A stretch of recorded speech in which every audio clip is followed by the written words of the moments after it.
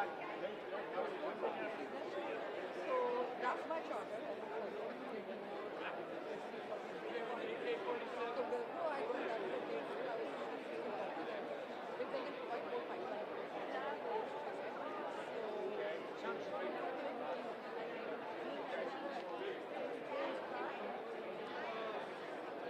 I can find your LinkedIn. That would be great. Oh, it is a already can use it. Oh, okay. Yeah. I know. Crutika, she's good. I think she needs more.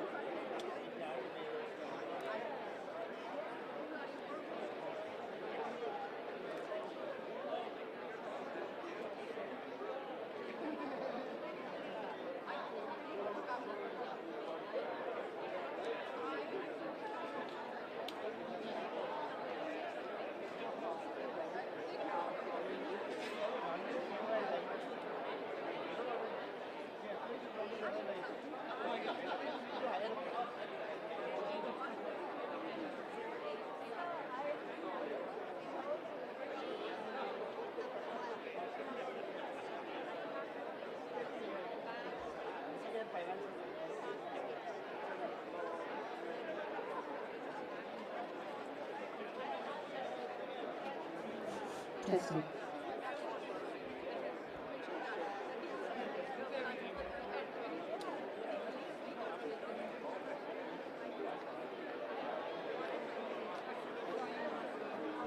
Listo.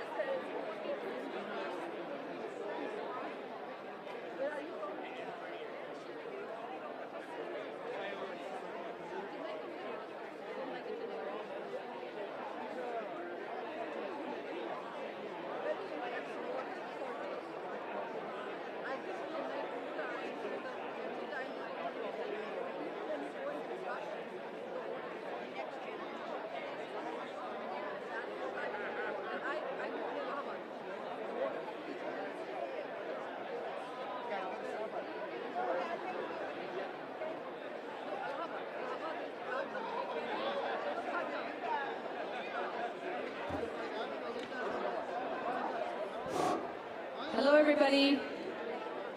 Can we get people to come and sit in this middle area here first? Please.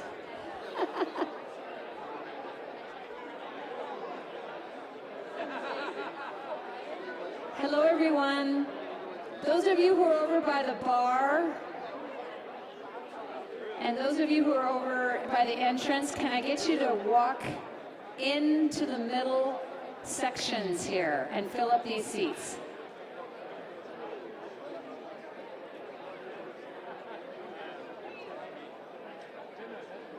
Miller Center staff, if you are here, please herd people to the middle. Stop talking and herd.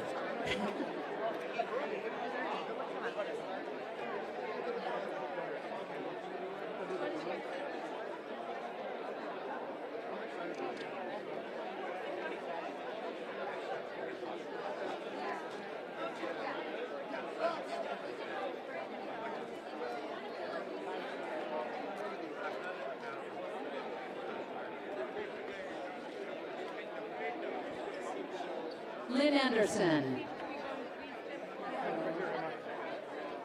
For your long shot, let me see what your shot looks like on those.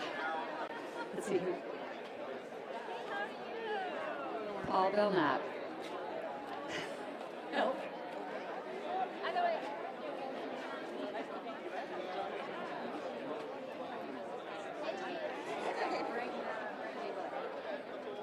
Okay, we're going to get started here. Jeff Pilsuck. you help me bring people in?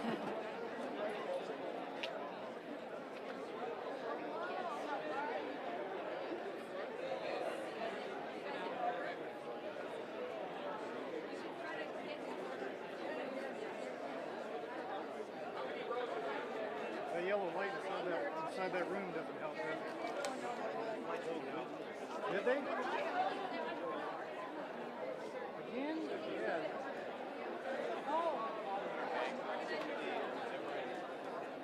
Still got to contact the Philly.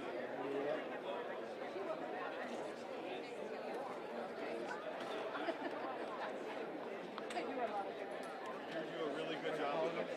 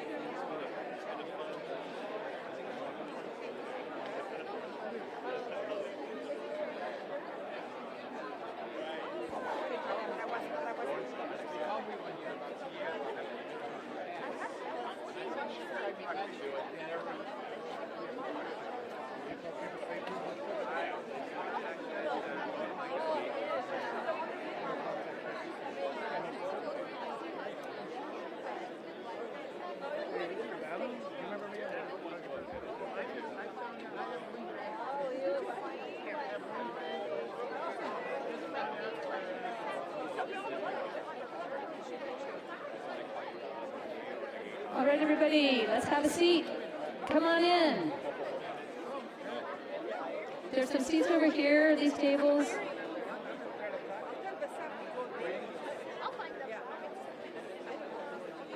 Andy Lieberman.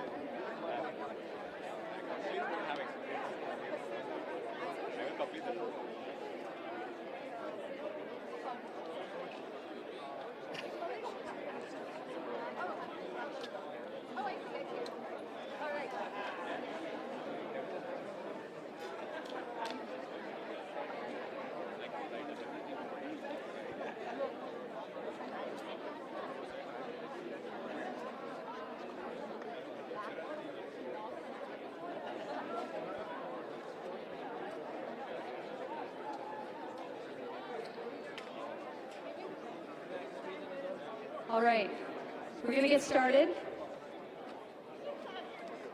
Wow, I think we ran out of seats, potentially. Woohoo! Yeah, nice, amazing. All right, I'm going to invite Clara Gallagher, one of our student fellows, Lewis Family Fellows, to do our land acknowledgement today.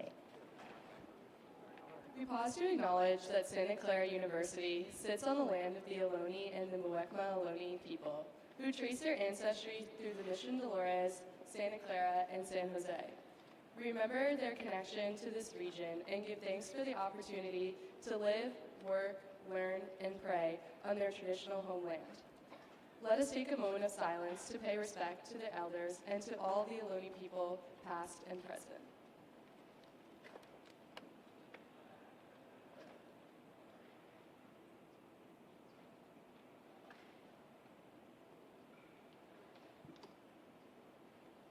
Thank you. Thank you. Yeah. Wow, this is incredible. You know, 320 people registered for this event, and I think you all showed up. Yeah, that's amazing. So I just learned about a concept, a Mayan concept. It's called lakech, which is, does anyone know about this, lakech? Anyone ever heard of it? It's actually quite cool. And I'm going to recite a little poem about this, first in Spanish and then in English. Tú eres mi otro yo. Si te hago daño a ti, me hago daño a mí mismo. Si te amo y respeto, me amo y respeto yo. You are my other me. If I do harm to you, I do harm to myself. If I love and respect you, I love and respect myself. Isn't that beautiful? Just love that. Yeah, absolutely love that. And what it reminds us is that together in community, we can really lift each other up. And when I look around this room, in this community that we have built here, I'm just so incredibly proud and honored and inspired by each and every one of you every single day. So I want to welcome you to Miller Center for Social Entrepreneurship's 21st in residence event. Can you believe it? 21st. Wow. We're here to build a community of support for these incredible entrepreneurs that are sitting here in front of me today. But before we hear from them, I'd like to just talk a little bit about what we've been up to at Miller Center over the last year. So what we've been working on is through our trifecta business model, we bring together global social entrepreneurs, executive mentors, and Santa Clara students that are affecting real life, real actual change out there in the world. This last year, we supported 150 social enterprises in our accelerator and post-accelerator programs. 75% of which, not too much of a difference, were women-led. Yeah, this is like, yeah. And 74% of local leaders.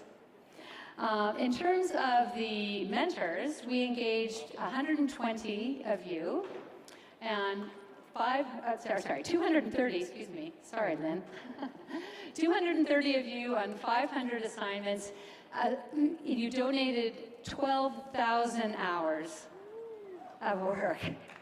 Amazing, just this last year, incredible. And the students, we engaged more than 850 students in fellowships, internships, course projects, and many beyond. And we can't do a lot of that work with students unless we have the faculty. And so we now have, yay, faculty. We now have a network of about 65 faculty members that are considered to be Miller Center scholars across the entire university. So working with each one of these individually is amazing. These groups are incredible. But the magic happens when you're all together, right? When we're in community, we're connecting with one another. So I'd just like to really briefly just ask, okay, if you are an entrepreneur, stand up. Okay. Yeah. Okay. If you're a mentor, sit down. If you're a mentor, stand up. Yeah. Amazing. Amazing network of mentors here. All right. Hi, Linda. If you are a student, Santa Clara student, stand up. All right. Over there. All right. What about the faculty? Faculty? Where are you? Yes. Yeah. Right on. Couldn't do it without you. All right. How advisory board, staff, and friends of Miller Center. Awesome. So, it's just amazing. When I think about this group and how we can work so well together to change the world in community, it just kind of blows my mind. I always talk about I have the best job in the world, right? And when I look especially at all of you, social entrepreneurs, I know that you can do anything you want. And that every day you wake up and you choose to do this. Amazing. Thank you. Thank you very much. Right on. So in addition to this in residence, which is probably the most sort of flagship event that brings all the people together, we have all kinds of other ways that we connect different people within our ecosystem. We have the online programs, of course, the accelerator, we have internships for students, and we do a lot more work on the ground in the countries where you all are working. So we'll participate in workshops and conferences, and then of course we have the student fellows that go and do their research on the ground. And speaking of doing the research on the ground, this year we participated in an immersion trip to Kenya and Rwanda with Santa Clara President Julie Sullivan, and it was such an exciting event. We all got to see this trifecta business model kind of coming together in real life, right? And it really cemented the relationship that we have with Santa Clara University to kind of move forward on our vision of Santa Clara becoming a destination university for social entrepreneurship and social impact leadership. And this is something that I really believe that we can do. And while I'm talking about Santa Clara, I'd like to introduce a couple of people who are here. First of all, I'd like to indicate my new boss, Jim Glazer, who's the new Executive Vice President and Provost for Santa Clara. And also Kendra Sharp, who is our new, where are you? There you are. Yes, this is our new engineering dean, who hasn't even joined yet, but is here to enjoy our awesome ecosystem here. Thanks for coming, Kendra. So if you are interested in talking to either of them, there they are.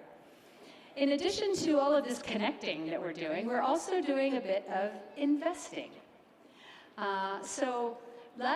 Miller Center Capital has made about 30 transactions, the last 11 of which are under our new fund, our Innovation Fund.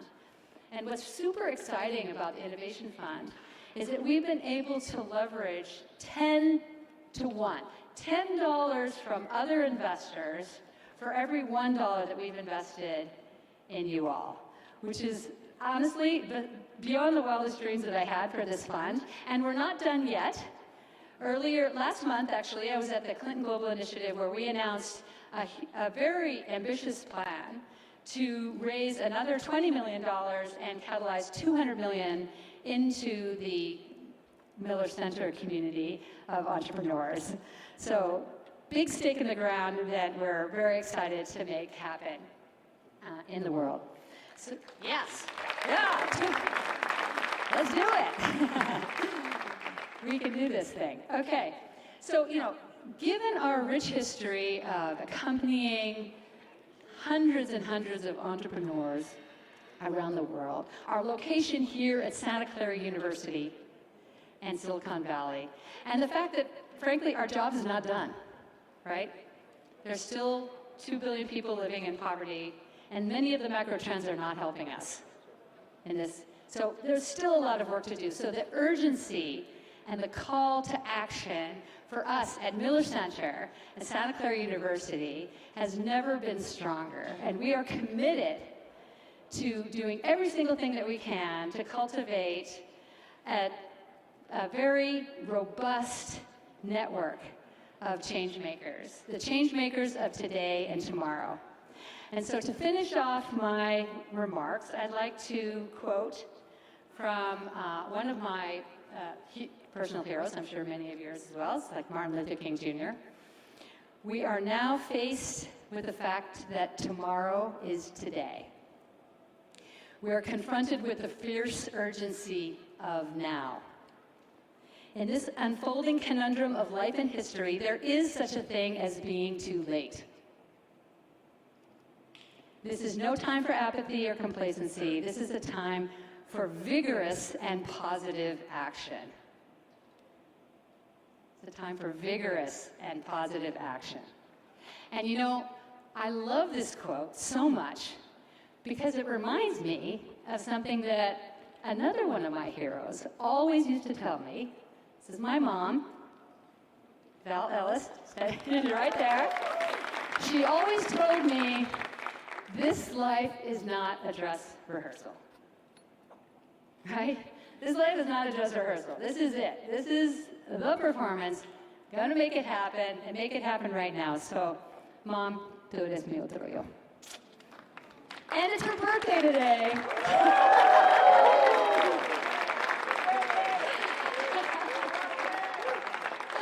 All right, so thank you all for being here. It's really, thank you for being part of our journey at Miller Center, and for your commitment for taking vigorous and positive action to make change happen and to create a lasting global impact.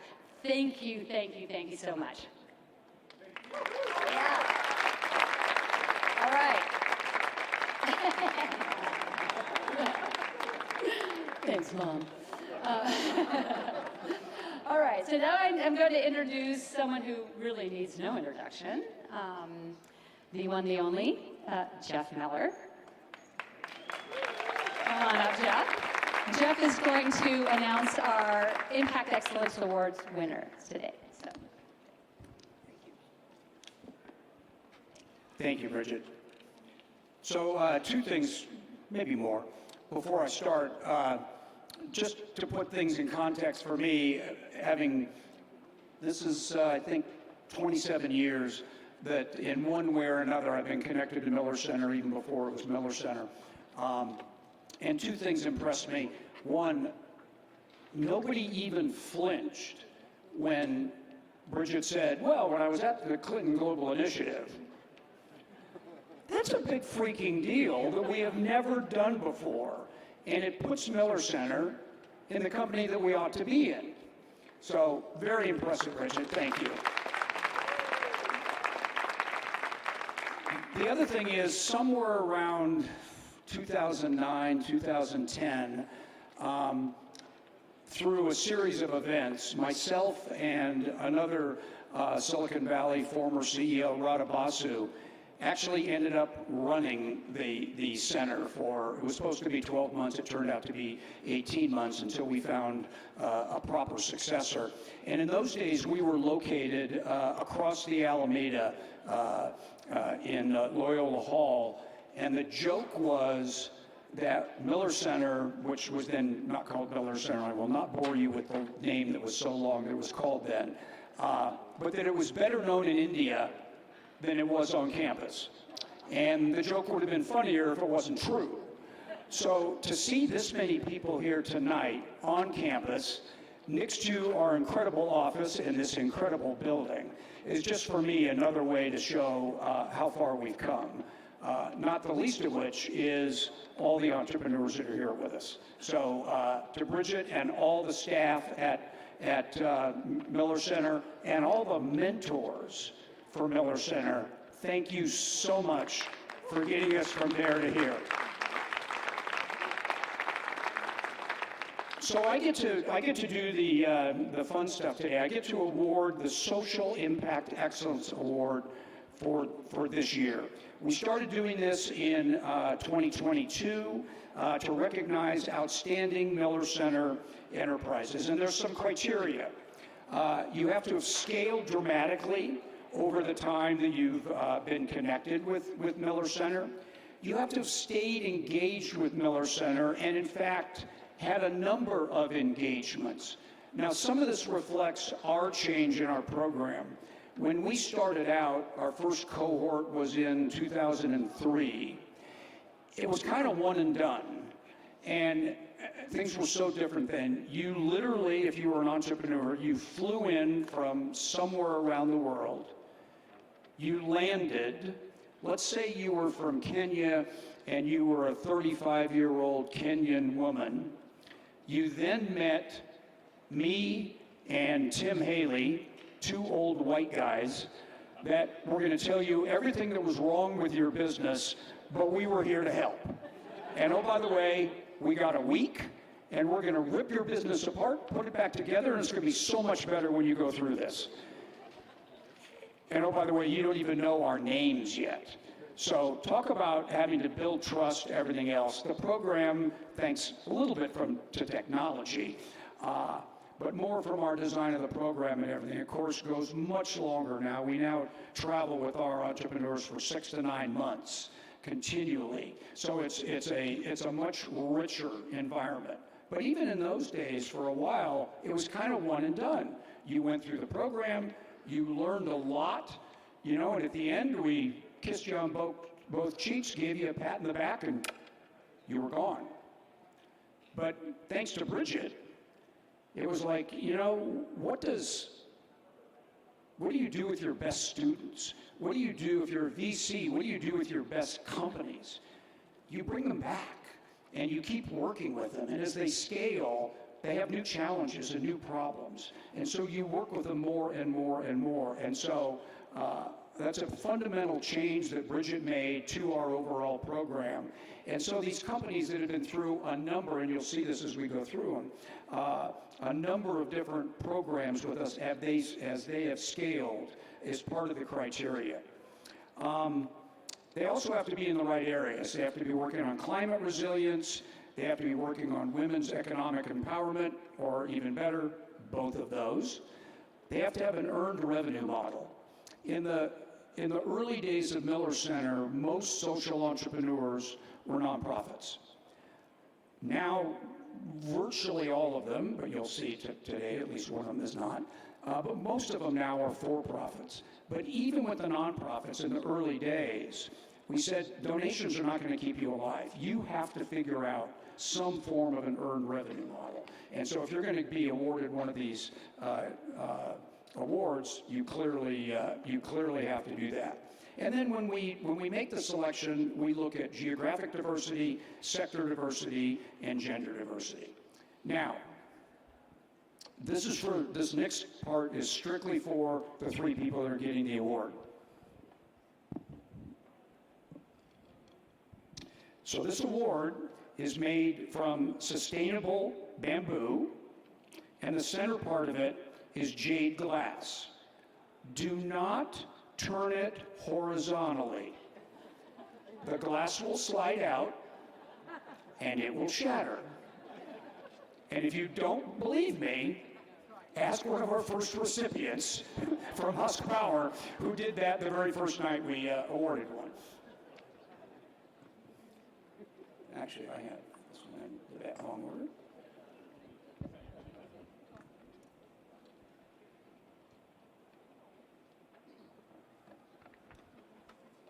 So, without further ado, can I have Sanjay Banka of Banka Bio up here on the stage with me?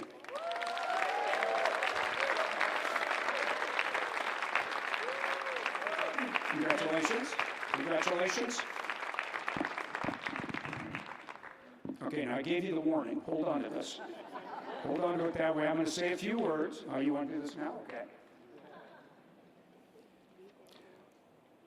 So Sanjay went through the accelerator program. Then he actually became a mentor in 2020 and is mentored in 4 different Miller Center programs. So talk about giving back.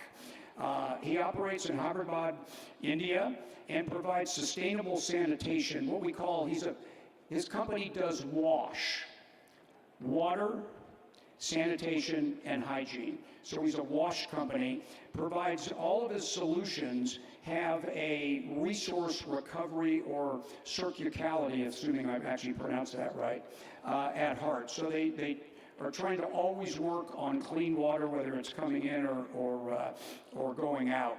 They scaled dramatically over the last 12 years, and assuming I've got the right number of zeros, Sanjay, and did the math right, I think your revenue in the last year was about $7 million. Is that correct? Which is fantastic.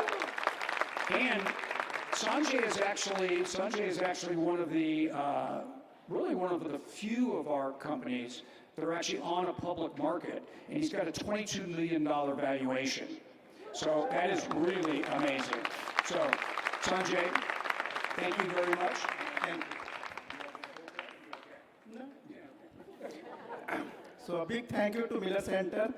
It's always a homecoming when you come here. And I consider it my second home in the US. It's an honor to be here.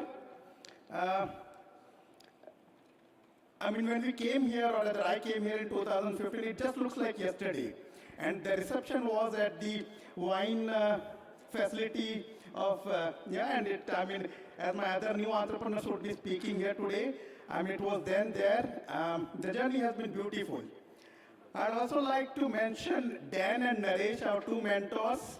So the train that you set in motion has been going fine, sometimes express, sometimes super express. Thank you.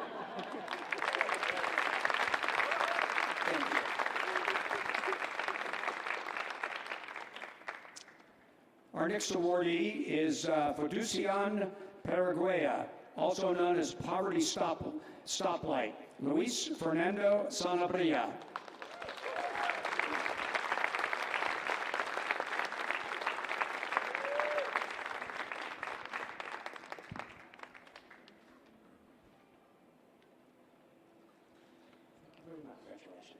Congratulations.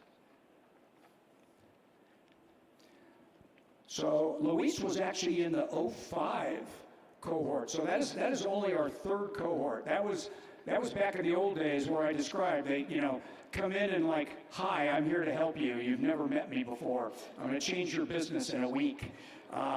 He came back for the 2018 Accelerator. He hosted students in 2012 and most recently participated in our LATAM Leadership Circle in 2022.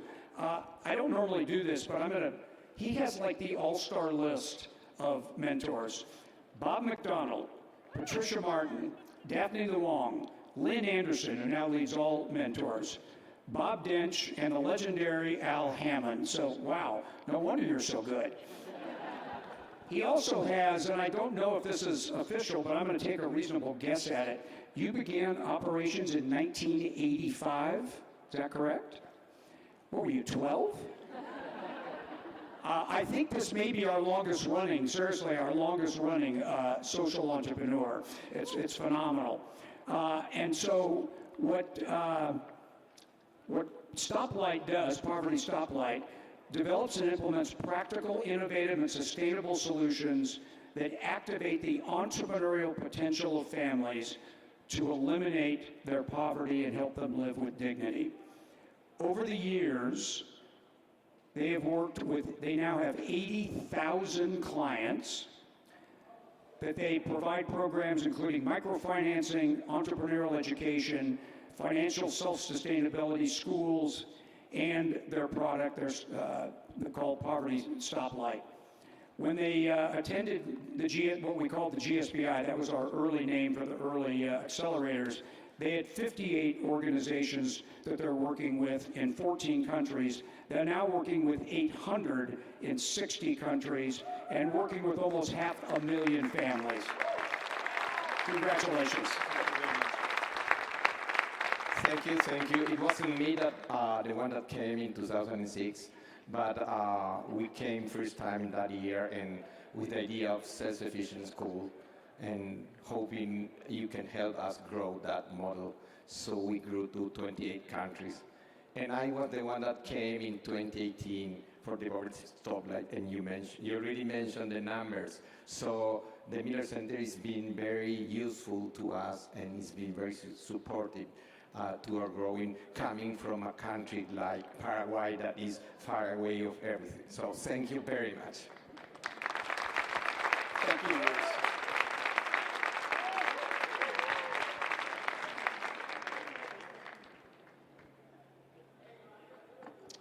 And last but not least, we do these alphabetically, no judgment here. Warc, Africa, Chris Zaw and Cathrin Schriever.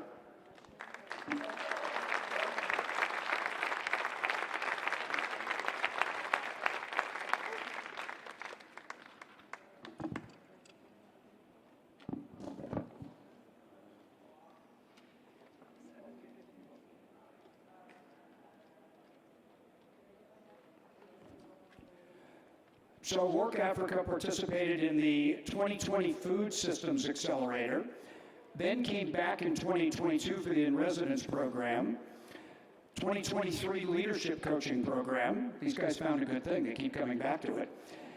But maybe most interesting, they are one of the people here that through our partner Beneficial Returns, Ted, where are you? I saw Ted here somewhere.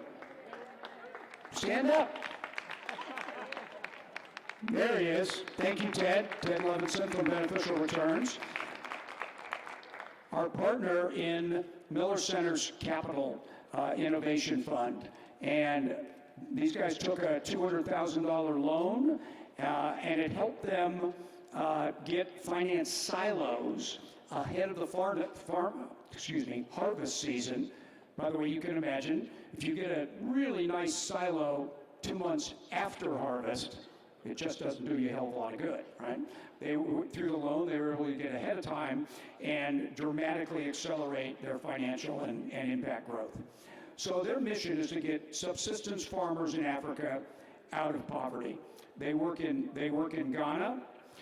They design and sell a bundle of regenerative mechanism services and farming inputs to smallholder farmers, which are, if you look at a lot of our different SEs, helping smallholder farmers is a common theme you'll see, to increase their income roughly 5 times, which is incredibly impressive. So they pivoted their business, and I'm assuming this happened during the Miller Center engagement, so they pivoted their business from their current operating model. And by the way, this is actually one of the things, this is not uncommon for an entrepreneur to come to work with a couple of mentors, really get deeply into the business and figure out that the direction they're going would be a lot better if they went that way. And literally during these sessions sometimes, they decide to change the direction of their business. I was a CEO. That's hard. You know, and even if you're really convinced that this is the right thing to do, you then have to go back to your team and sell that change. And that's not easy. But it worked, because in 3 years, they went from serving 200 farmers to 23,000 farmers. That sounds to me like a good strategy, but a really good execution. They now do, they've aggregated almost 400,000 million tons of grain, put $13 million into the pockets of their farmers. They started with 25 people, or when they came to us, there was 25 people on the team. They now have 250. So great acceleration. Guys, congratulations. Thank you. I mean, as Jeff said, you know, through the time that we've been through the Miller Center, we've had multiple touch points. Back in 2020, when we did the first program, we were basically on the brink of death as a company. 2022, when we came back for the INRES, we had just dawned upon the model that seemed to be working quite well. And then now today, as you read the numbers, I think you overplayed it a little bit, so we haven't done 400 million tons, but we're at 40,000 now, and but we will get there over these years. So, I mean, yeah, thank you for the support, obviously also from the investment side of it as well. Thank you. Thank you, Chris. Congratulations. And now it's my pleasure to turn this over to somebody that actually keeps the trains running on time and makes Miller Center running on time, Karen Runde.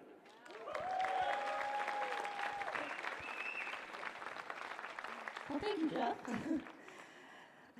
Well, yeah, congratulations to the 2024 Impact Excellence Awards recipients, Banka, Fundacion, Paraguaya, and Warc Africa. You are all so inspiring. Well, good evening, everyone. My name is Karen. I'm the Senior Director of Academics and the Enterprise Network here at Miller Center. And tonight it is my honor and privilege to introduce this year's in-residence cohort. The enterprises invited to participate in this program represent some of the most inspiring change makers who are transforming lives and creating resiliency in a variety of communities across the globe. This year, we have 16 enterprises whose collective impact spans several countries in Africa, including Kenya, Malawi, Mozambique, Ghana, Uganda, and Zambia. Across Asia, in countries like India, Nepal, the Philippines, and of course, in Latin America, with impact in El Salvador, Mexico, and Nicaragua. They operate in sectors including safe water, equitable healthcare, last mile delivery, clean energy, education, ecotourism, sustainable ag, and the carbon market. As you can see, the impact of this cohort is as diverse as it is global. Additionally, this group of entrepreneurs are all active members of Miller Center's Entrepreneur Network. All of them have already gone through a previous Miller Center program. Many of them have also already engaged directly with the Santa Clara University community through research and collaborative projects with our faculty and our students. And I'm excited to share that Miller Center has already invested in 2 of these enterprises through our own fund, Miller Center Capital. So for our guests here today who are not as familiar with Miller Center's in-residence program, these entrepreneurs have traveled from all over the world to come to Santa Clara so that they can participate in mock investor meetings, meetings with their peers, their mentors, and the broader SCU community, all with the goal to prepare them to more effectively tell their stories as leaders of change. These women and men represent the best of Miller Center's network. As Brigit mentioned, our vision, our strategic vision here at Miller Center is to cultivate a thriving community of change makers for today and tomorrow. So simply put, what does that mean? That means that we believe in all of you, and we believe in your enterprise. That is why you're all here. That's literally why everyone in this courtyard is here tonight. There's value in this community, and there's power in this network. And our goal is that you all remain a part of this network for years to come as you continue to grow and scale as change makers, perhaps in ways that you never even thought possible. And Miller Center will be on that journey with all of you. So, with that said, it is my pleasure to introduce our first change maker, Gabriel Rivera, Rio of Altitud. Gabriel? Thank you, Karen. Well, thank you, and it's a privilege to be here. My name is Gabriel Rivera. I'm from Monterrey, Mexico, and I want to start by sharing with you an incredible story, very shocking, and it was a change life experience that I faced. 12 years ago, I visited a rural area in Mexico, very close to Monterrey. I went to see a single mom, all right, because she worked in a factory 2 hours from where she lived in the city. She was a single mom. She has a little daughter, and I faced that the only way that she can go to work to this fabric was by leaving her little kid alone, all right? I saw how she had to wrap his kid to the corner of the bed, and she has to leave to go to work. That was a shocking moment for me, all right? I couldn't sleep like for a week. I did some research, and I saw that in Mexico, there's 11 million houses led by single moms, and 40% of them, they live in poverty because this kind of experience that they can go to work and take care of the kids. So that's how we built Altitud. Altitud is a social enterprise that we help single moms to have small business in their own houses in the garment industry so we can lift these families out of poverty. What we do is we have a microfinance model that we give loans for sewing machines so they can have the sewing machines in their own houses.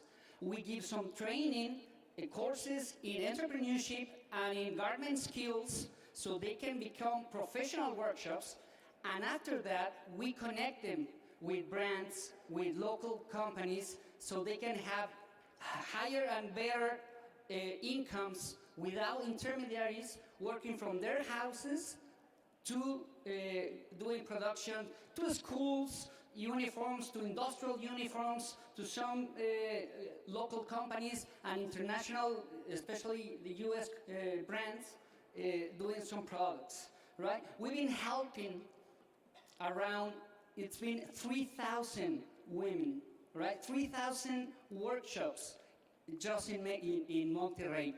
They employ 8,000 other women, neighbors, sisters, sometimes people around the community. It's been amazing, right? But we need more impact. We want to impact more. There's other 11 million women that need our help, all right? So what we're doing right now is we're creating a marketplace. We think technology is the only solution that we can connect more clients and help more women. So what we're doing today is creating a marketplace that we can connect all the women. So that's why we need your help. We need that you guys can join us in this beautiful journey of really helping women. Together, we really can change the garment industry. It's possible. And you know what? As a client, it feels good. Do you know who made your clothes? I do, and I love it. This one, this jacket that I'm wearing right now, Teresa made it. And they made it for a company in Colorado. And it's really cool. You know who made my shirt? Vicky. Vicky's amazing. She's a beautiful woman. All right? And she made these Western wear shirts that are selling in Old Mexico. So together we really can change the garment industry. It's possible. All right? So we need, of course, money, we need grants, we need loans, but basically we need a community that wants to really help us to lift out of poverty to single moms and their own families. So thank you. Thank you, Gabriel. All right, next up we've got Diana Sierra of B-Girl. Diana?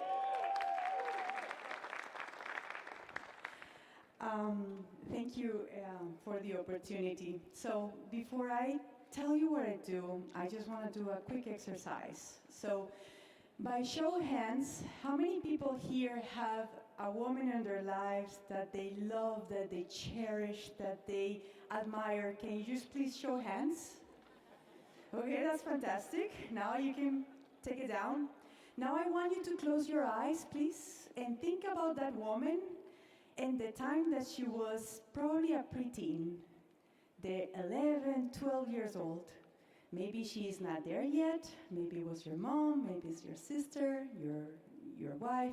Just think about that girl in that moment. Close your eyes and try to think about her. Now imagine how she will feel the moment that she gets her period and she has no idea what is happening with her body. She gets a blood stain that petrifies her because she has no clue that this is a normal thing that should be happening with her body. She doesn't know if she touched something wrong, if a man just came too close to her. She doesn't know if she's cursed. She doesn't know what is happening with her body. Now imagine that in addition to that, that girl had no access to absolutely anything to put on, to be able to move around, to continue going to school, to participate in any type of social activities. So she cannot talk to anybody. In addition, she doesn't have absolutely nothing to put on. So she has to start inventing things, putting pieces of cloth, pieces of grass, walking 2 miles to school, probably with blisters, because she has to just put something together to be able to stay ahead.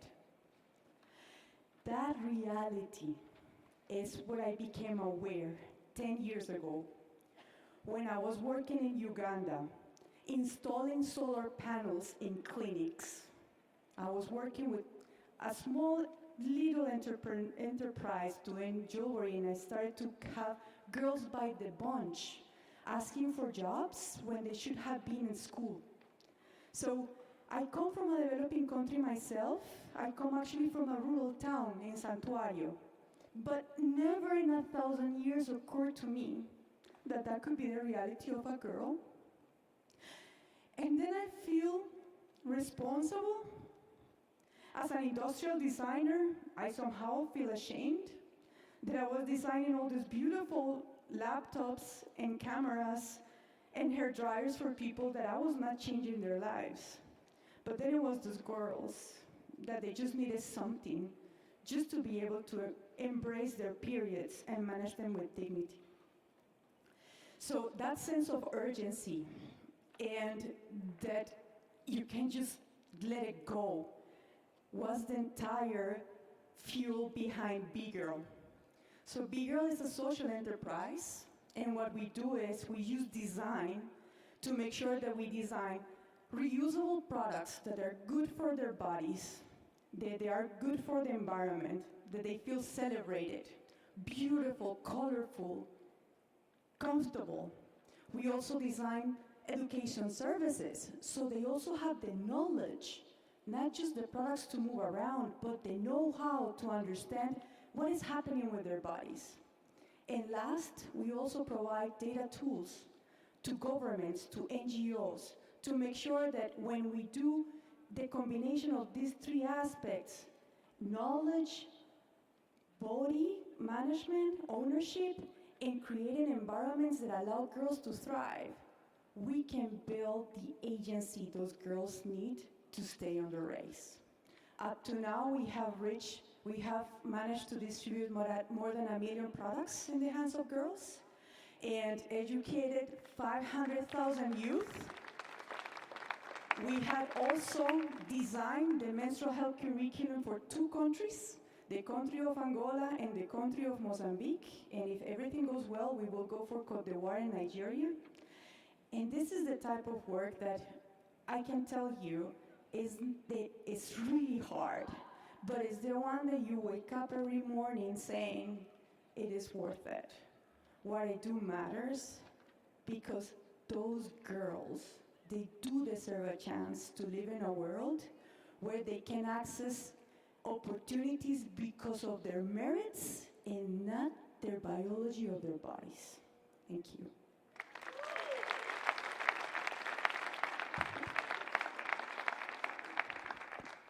Thank you so much, Diana. Next up, we've got Javier Lozano of Clinicas del Azucar.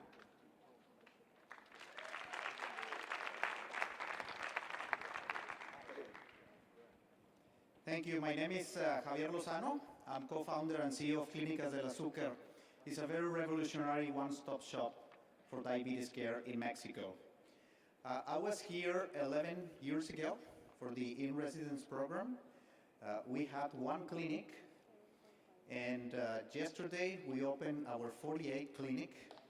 So it works. And in November 14, on the World Diabetes Day, we're going to open our 50th clinic in the city of San Antonio, Texas. So we're very much looking forward for that.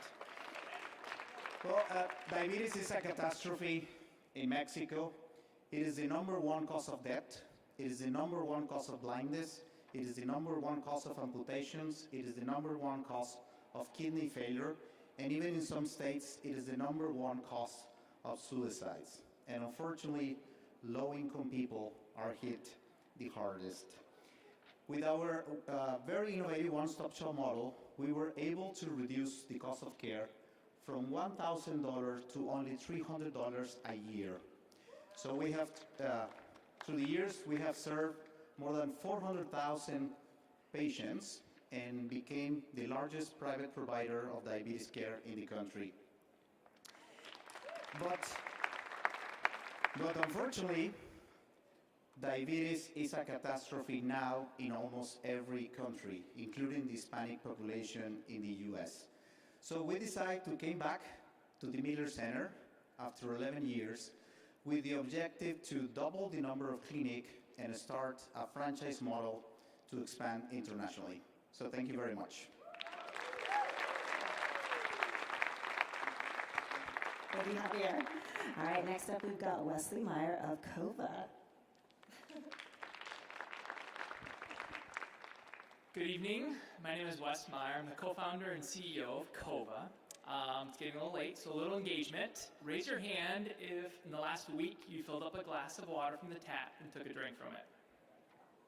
Okay, hands down. Now, when you filled up this glass of water, did you think about what was in that water, or if the water was unsafe to drink? Raise your hand. Well, the reality is over 4 billion people across the world lack access to safely managed drinking water. And specifically where we work in Central America, Nicaragua, Honduras, and El Salvador, when we send technicians in for the first time to test the water, over 85% of the time the water is contaminated. We set up a simple solution, including both products and services, to first treat the water at the source through chlorination, inline chlorination, which treats the water and continues to treat the water into the community. So people, when they turn on their valve within the community, have access to safely managed water. Then we set up technicians to monitor the water to make sure it's safe on a continual basis, visiting every single month, reporting to the community if the water is safe to drink or not, as well as reporting to the government, which is the most important partner for us. Then they're able to prioritize resources, and together we've created the region's largest water quality database. And to date, we've been able to reach over 1 million people with safe drinking water, and we're excited, cheers, but we're excited to set an ambitious goal to reach 4 million people in the next 4 years. And while this is very ambitious, we feel we can totally do this now with the Miller Center. We're so excited to have the great investors, social entrepreneurs to share peer experiences, mentors, staff, to take this to the next level. Thank you. Thank you, Wes. Okay, next up we've got Celeste Vogel of eWaka Mobility.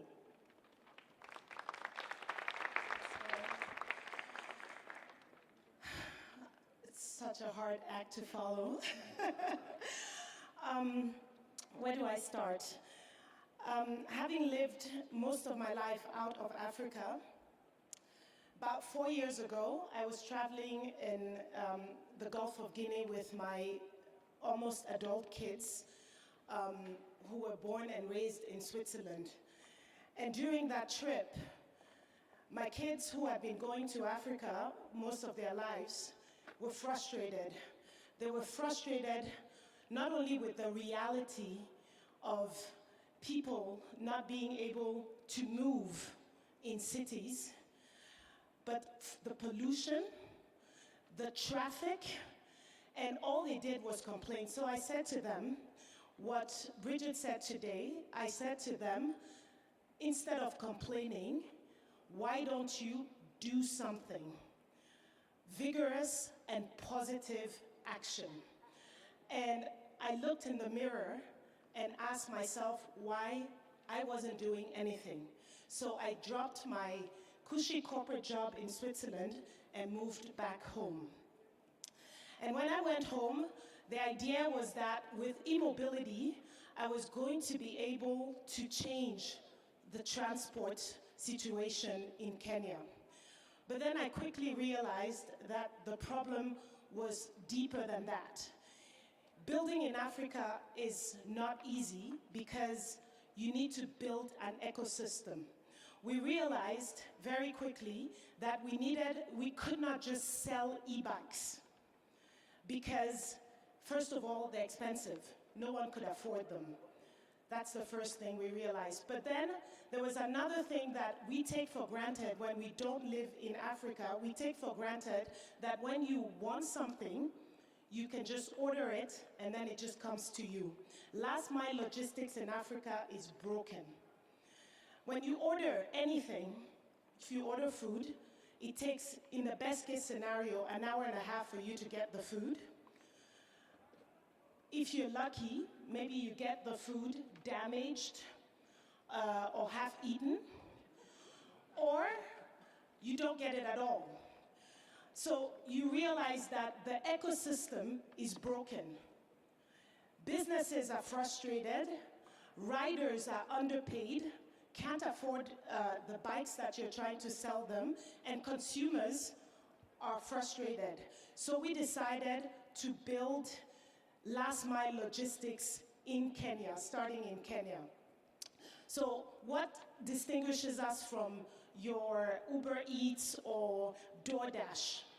You can't just decide to get riders and then just give them a platform. So what we did is we decided to build a platform that not only addressed the problem of the rider, but that of the businesses and that of the consumers. So the first thing we did was we started by looking at what the businesses needed. So we gave them a network of vetted and well-trained riders who could do deliveries because we trained them to do deliveries on time. Then we equipped our e-bikes with real-time tracking so that the businesses would have visibility on their goods when they leave the restaurant. And last but not least, we gave them a platform to communicate with the riders. But then how do you get the riders engaged in the system? What we did was we started pairing up riders with microfinance institutions that made it possible for them to afford the bikes. They would buy the bikes from us and then lease to own them to the riders, which meant that now the riders not only have a tool to work, but also have a tool to move, to commute, which means that they have more money in their pocket. But last but not least, we ensured that because they were connected to businesses with whom they could do deliveries, that they could make more money. And we were able to track their earnings and see that after a while they were earning 3 times more than they did when they were independent riders. What about the consumers, you and me? We can order just like anywhere else in the world and get our food on time. So in the last year and a half, we've deployed 550 bikes in Nairobi, Mombasa, and now Kigali. We've been able to put 800 riders to work.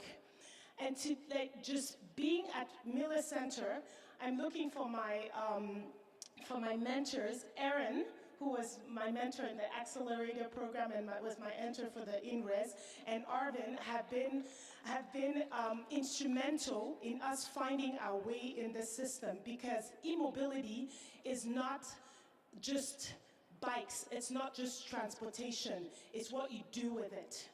And so today we are so excited not only to be here to tell the story, but also to seek catalytic funding so that we can put 2,000 bikes on the road, put 2,000 more riders to work so that they can also triple their earnings using our bikes in more cities in Kenya. Thank you very much.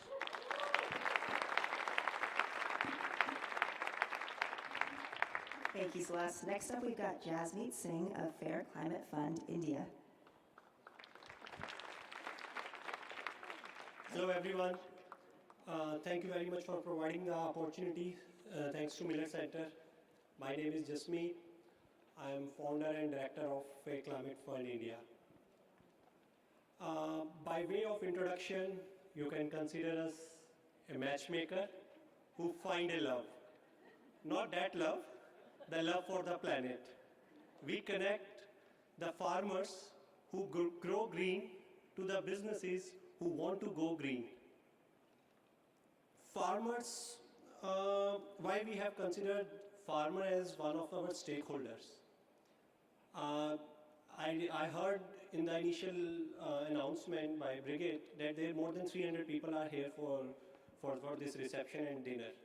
Think about a situation, out of 300, if only 200 will going to get the food, how is the situation? Definitely this is not a situation to be in, but this is the problem of smallholder farmers globally, who is producing 1/3 of the food and bringing us on the table, and they are struggling with poverty. Yeah, it's a old problem. They are struggling so far. They are having a problem of food security. Yeah, that's also an old one. But how about the climate change? How the climate change is impacting their life? And it's a problem of farmers? Not exactly. It's a problem of education institutes like Santa Clara, individuals like us, or bigger companies like Apple. Both the stakeholders are struggling. So what FCF, Fair Climate Fund India, is doing, we are working with the smallholder farmers, collecting them together and regenerating their barren lands. And while doing this, we bound to capture carbon in their soil and trees.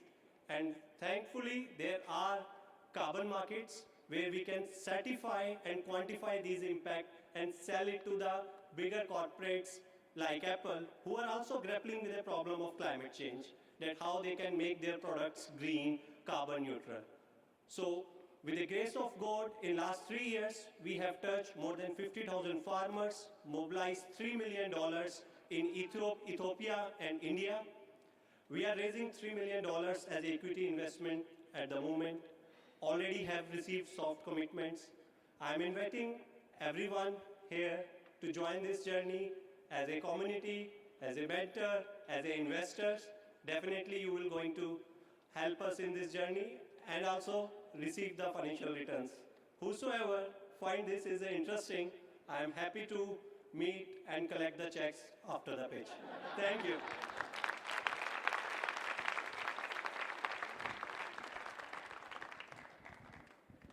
Thank you, Jasmeet. All right, next up we've got Krutika Ravishankar of Farmers for Force.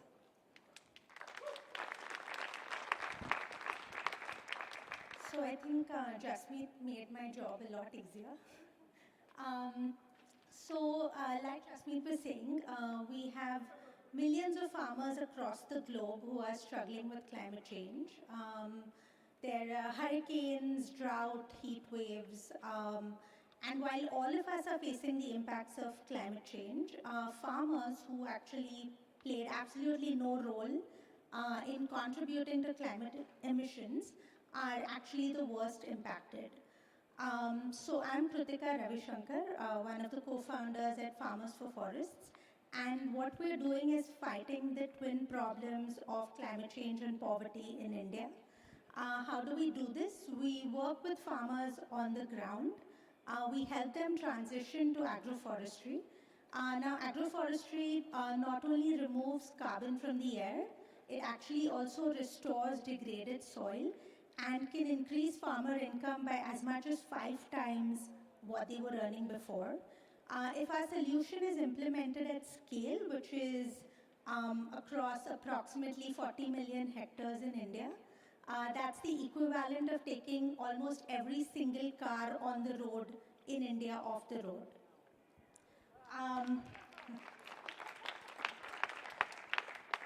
But how do we scale this and how do we pay for this? That's where our technology comes in. So we use drones and artificial intelligence that allow us to track the growth and carbon sequestration of every single tree on the ground. We are then able to use this data and provide it to corporates who are sitting far away from India in America and Europe and sell these carbon offsets, which allows us to fund more farmers on the ground. So while climate change has made a lot of farmers victims, with our solution, we're empowering them to become climate champions. Thank you.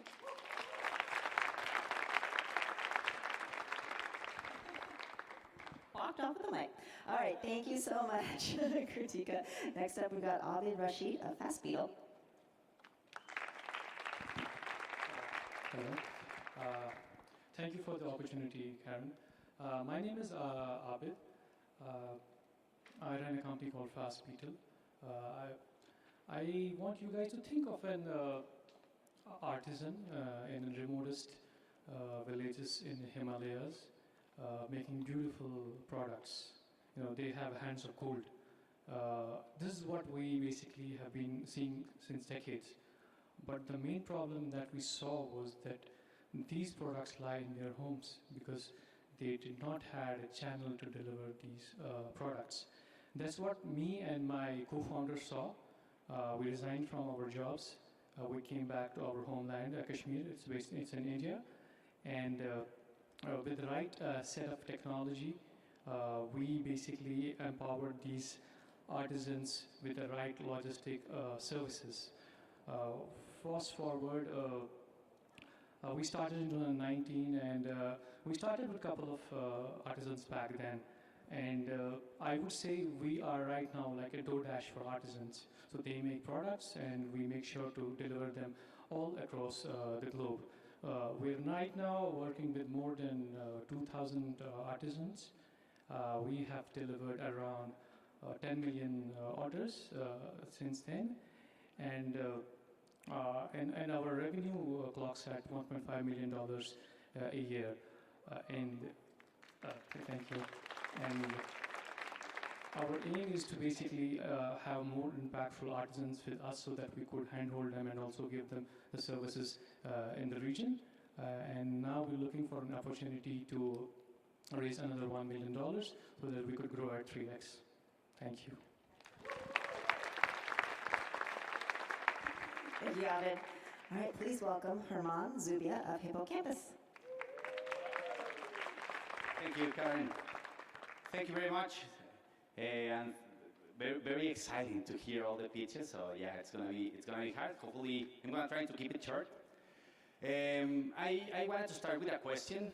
Did you know that 90% of the brain? Do you know that 90% of the brain develops before the age of 6?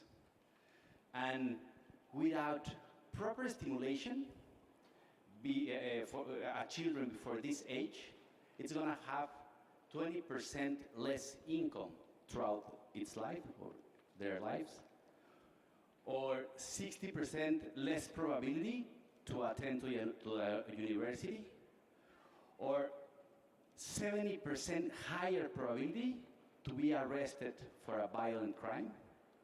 So we are speaking the first 3 years of life. So we are hearing a lot of problems here, and I had the same question, no? When I started with this, and all the answers I got was we have to start very early, as soon as possible. No? My name is Herman Zubia. I'm the co-founder and CEO of Hipocampus.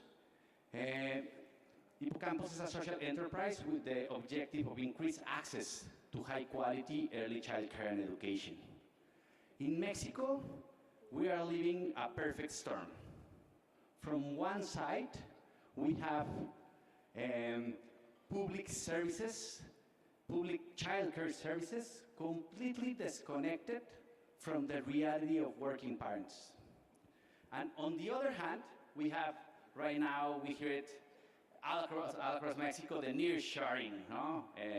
She's very active right now. A lot of companies coming to Mexico and losing productivity because turnover, absenteeism, due to the lack of childcare services. So we are seeing this as an opportunity to make our mission came to life. So we wanted to leverage this opportunity and increase access to quality care services by partnering with large employers and convince them that makes sense at the bottom line to provide childcare services to the children of their collaborators. Currently, we have established and operate 11 learning centers in 7 states of Mexico, impacting more than 3,000 children and more than 4,000 caregivers. Thank you, thank you, thank you. Early childcare is a very complex ecosystem, and scale is really challenging. So that's why we came here. We really wanted to make sure that no one is left behind. So we wanted to, and we are here looking for partners. No, we always hear this African phrase that to raise our children we need a community. So we are looking for a community. We need support. We need catalytic capital. We need grants. We need really a community that is truly convinced to unlock the potential of early childhood for creating sustainable communities. We have 3 strategies right now that we designed together with our mentors here. The first one is continue growing our B2B model, no? Till 17 centers for 2028. And the second and third very exciting projects is we are aiming to open next year our first B2B center, no? Directly to customers. And also we want to scale our digital support platform for caregivers, which has been widely successful pilot, no, in the recent years. And now we wanted to scale that, no, which is a tool completely WhatsApp based that allow us to create communities and go where the caregivers really are. So that's why we are here. so far, we are really excited with the opportunity, and I want to leave you with a phrase from a Brazilian singer that I really loved. It says, if we change the beginning of the story, we can change the whole story. So we invite you to change the story together. Thank you. Thank you, Karan. Okay, next please welcome Sana Shah of Neopenda.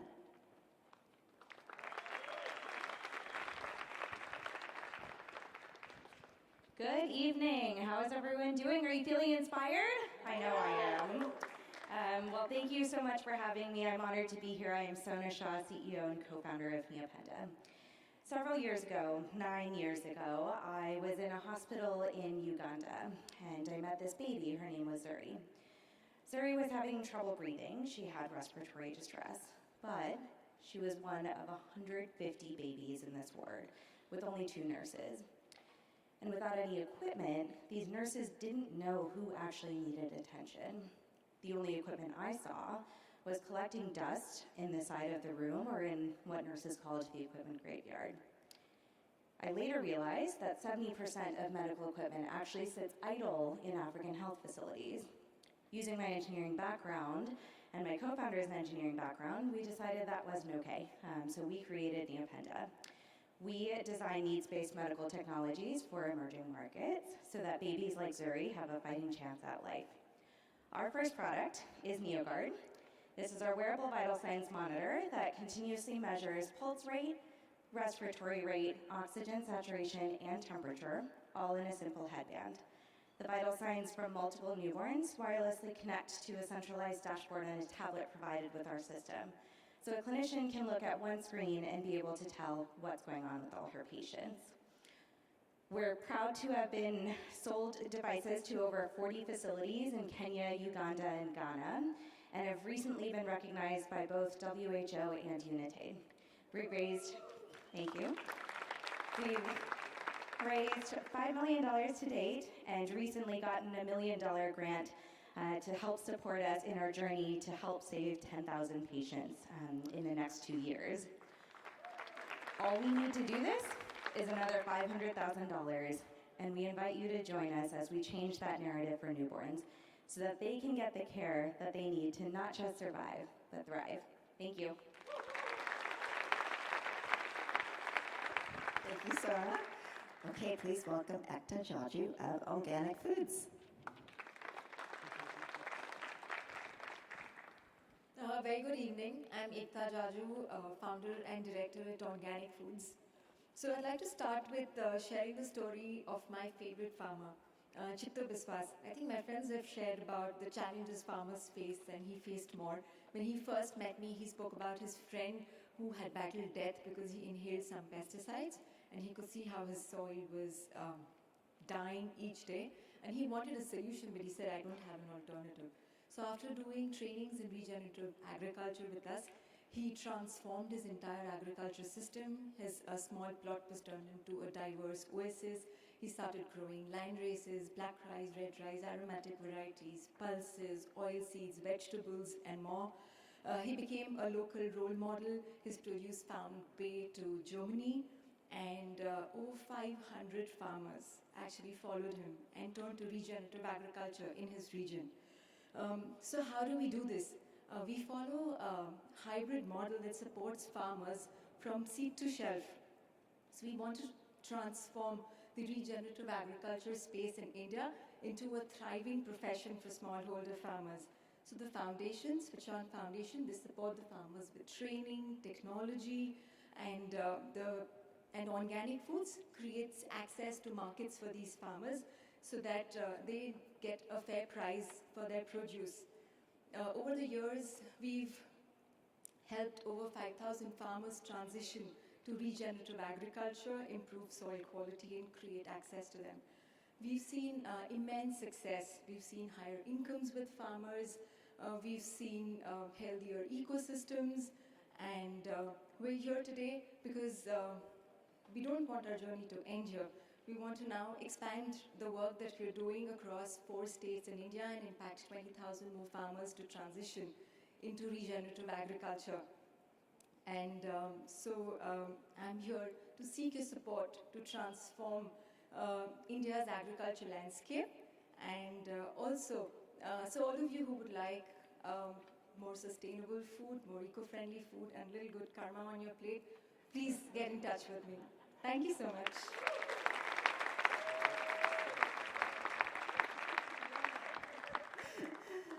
All right, thank you so much, Ekta. Please welcome Shweta Jaju of Onergy Solar. Hi, our job is to provide energy, and I hope there's a lot of energy that I bring over here. Hello, I'm Shweta Jaju. I'm the co-founder and director at Onergy Solar. At Onergy, we make solar affordable and accessible to all. So at Onergy, we are tackling some of India's greatest challenges: access to reliable and affordable energy. Over 240 million people do not have access to reliable electricity. Institutions and farmers rely on diesel gensets, diesel-powered pumps to irrigate their farmlands. And also, they are so high on operating costs, and they are so costly. So, we tackle these problems by addressing them with our solar-powered water pumps to smallholder farmers, and also we provide solar rooftop solutions for residences and institutions. In India, our government is targeting 40 gigawatt of solar rooftop solutions by 2030. It's a huge market for us. In Eastern India alone, where we are targeting, our addressable market is $4 billion. And it's a huge industry, huge space for us to go ahead and give our solar-powered solutions. We have impacted, up until now, 1 million lives with our solar solutions. We have been able to solarize 200 schools, 350 rural healthcare centers, and we've been able to do 20 megawatt of solar solutions.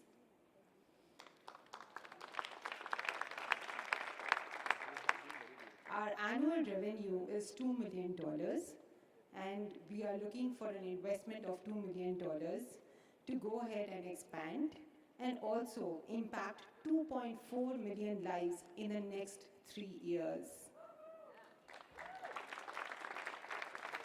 Behind the heart and soul of Onergy lies a fierce commitment, a commitment to make India equitable and sustainable.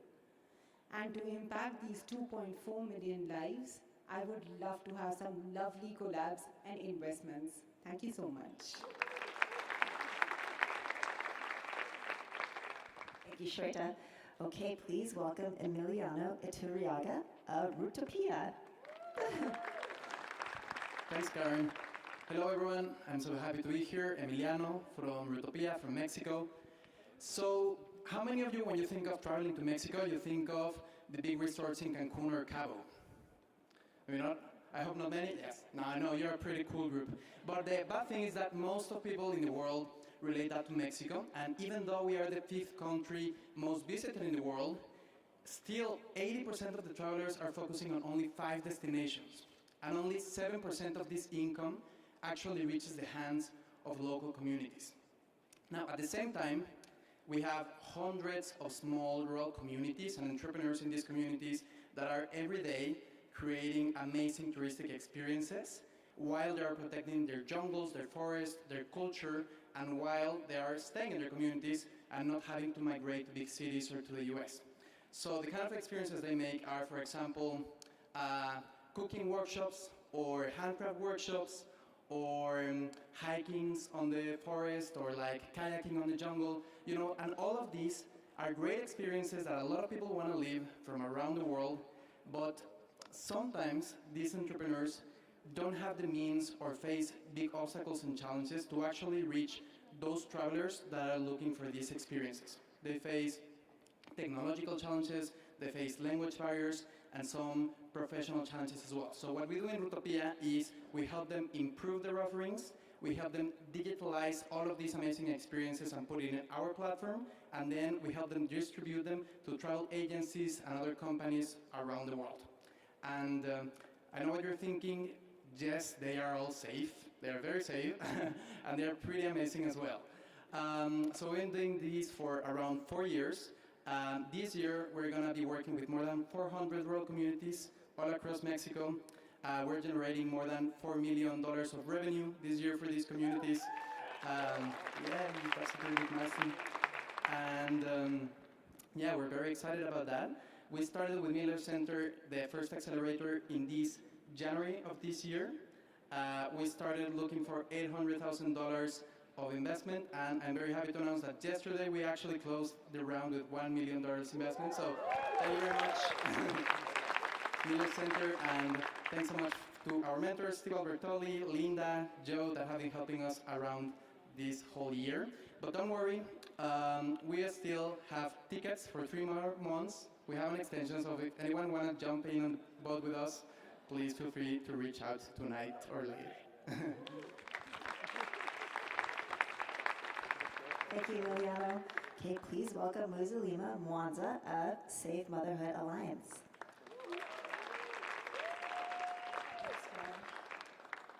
Hi everyone, my name is Muzalima Mwanza and I'm the founder and CEO at Safe Motherhood Alliance. I'd like to share a story with you with one of the women from our community. Her name is Sarah. Sarah's 8 months pregnant, and in a couple of weeks' time, a traditional birth attendant will cut her umbilical cord with a rusty blade and apply toothpaste for quick healing. So for Sarah and her baby, there is no such thing as a routine pregnancy.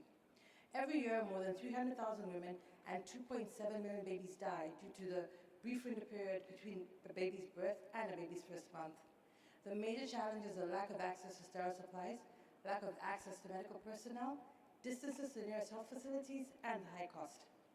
I know all this because it happened to me 3.5 years ago when I was pregnant myself, and the hospital asked me to provide my own birth materials. No scalpel blade, no delivery mat, no gloves.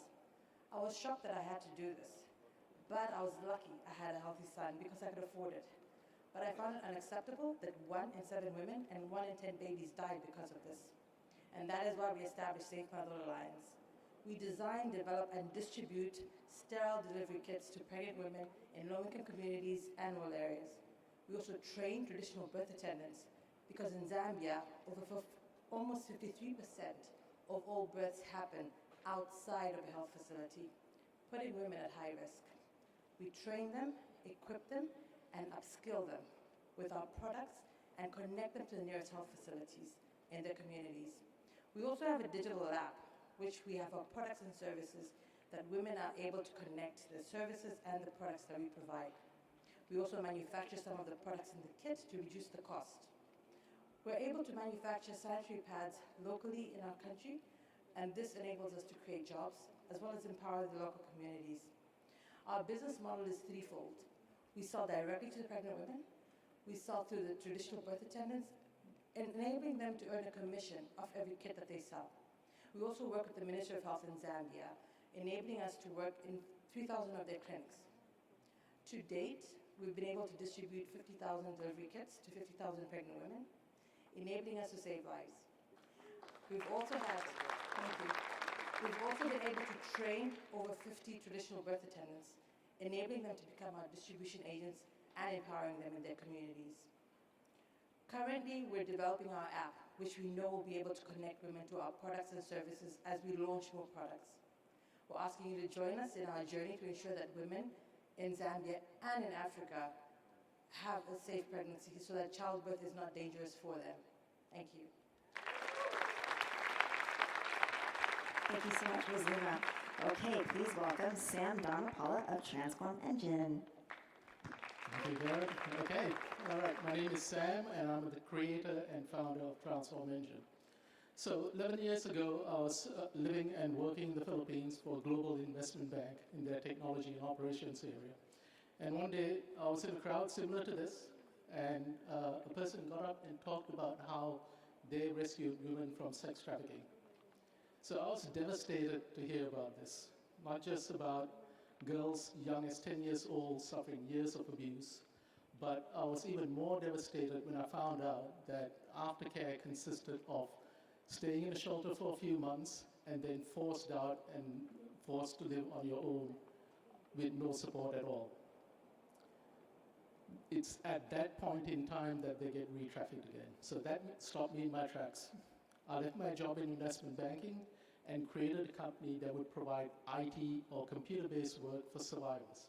And at the time, the experts laughed at me and said that there was no way that these survivors could hold a job in an office, let alone a job in front of a computer.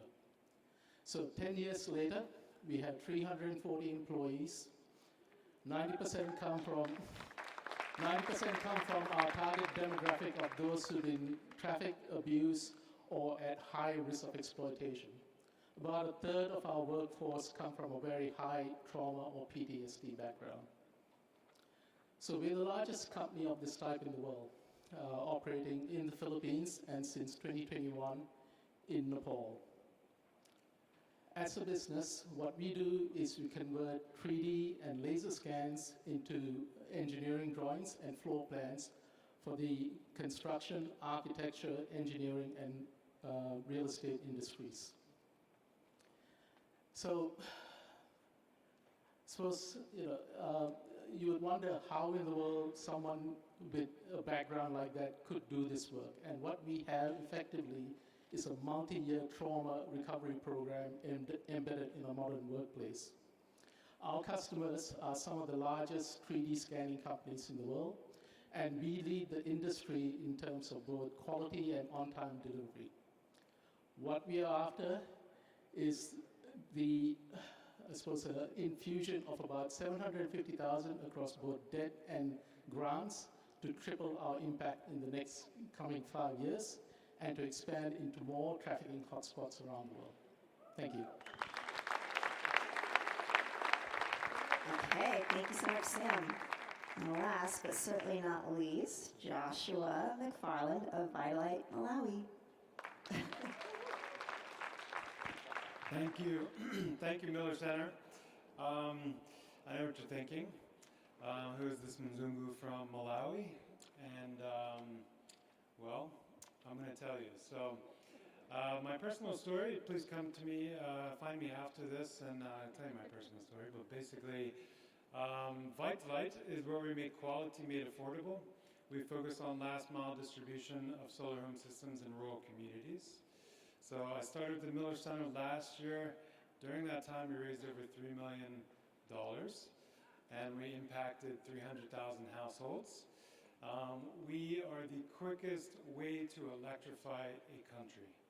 We've developed a solution to electrify Malawi very quickly. This is one of the highest unelectrification rates in Africa. So 87% of the country is unelectrified. So what we do is we go into communities, we identify resellers, we train them, equip them, and make sure we can triple their income within 12 months. So this is really, really important for us. We are going to raise $2 million to reach 125,000 people, households. And so I want you to follow Vitalite in Malawi, become part of our journey. And I look forward to reaching more lives across Malawi. Thank you very much.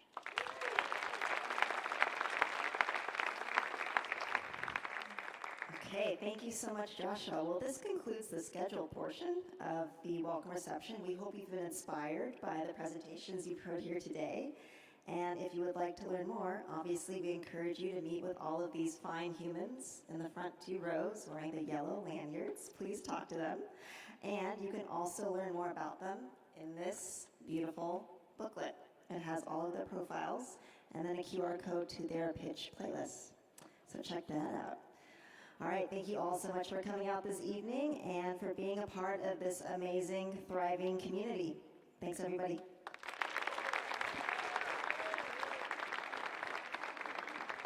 The bar is open.